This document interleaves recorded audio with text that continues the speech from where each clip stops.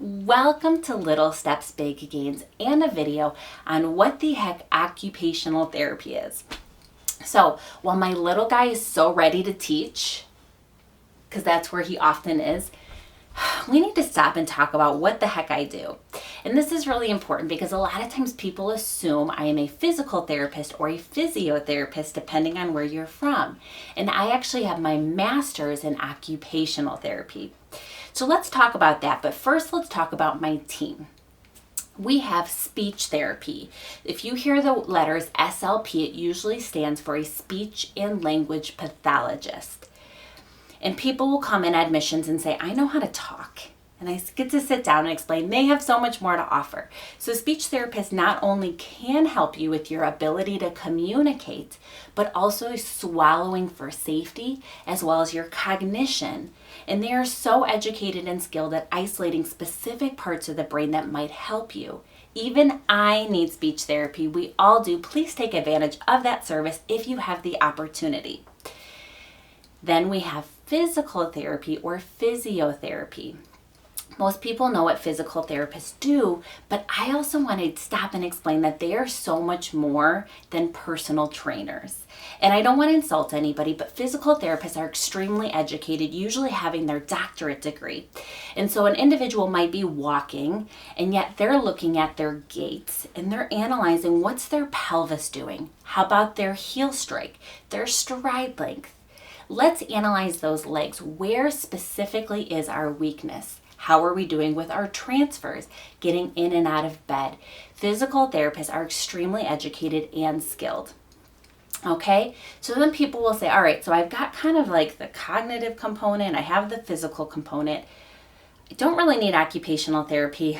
I'm retired, I don't have a job, I don't need a job. And that's where I get to explain, we focus on function. Okay, so when an admission comes in and they say, and I say, what is it that you want to focus on? And most of the time they say walking. And I say, that is amazing.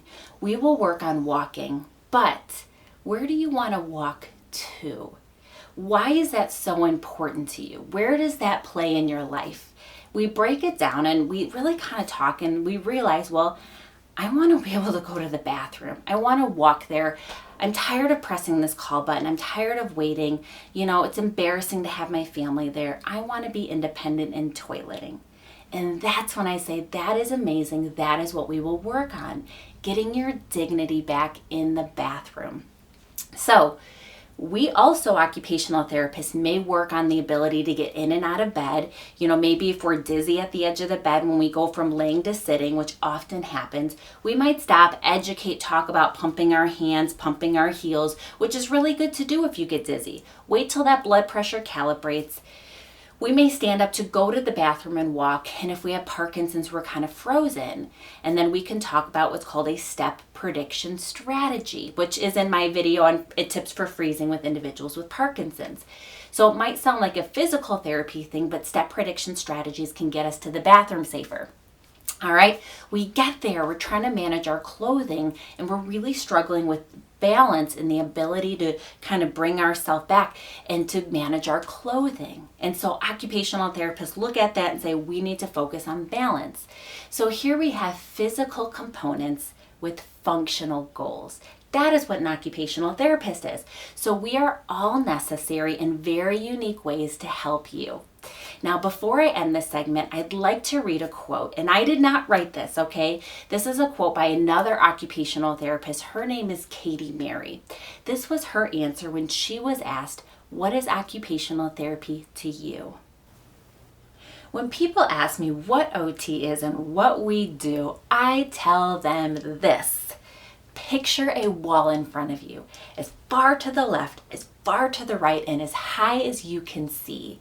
And in that wall, there is a door. That door is locked. On the other side of that door is whatever makes your heart happy. Is it playing with your kids, sewing, taking your dogs for a walk, taking care of yourself without any help? It can be anything that makes a bad day not so bad anymore. That is your occupation. Some people are born lucky. They have their key, walk through the door their whole life without a problem. Other people aren't as fortunate. They've either lost their key or they never had it in the first place. And it's my job to get them through that door. And if we can't, we bust a hole, make a new one. That's what occupational therapy is.